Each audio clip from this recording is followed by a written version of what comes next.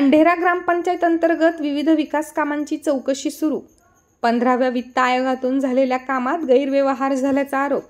बुलढाणा जिल्ह्याच्या देऊळगाव राजा तालुक्यातील अंढेरा ग्रामपंचायतच्या माध्यमातून 15व्या वित्त आयोगातून गावातील सांडपाणी, घनकचरा व्यवस्थापन, त्याचबरोबर अंगणवाडी दुरुस्ती, लहान मुलांचे साहित्य, दलित वस्ती विकास काम यामध्ये अपहार झाल्याची तक्रार ग्रामपंचायत सदस्य राहुल इंगळे यांनी केली होती।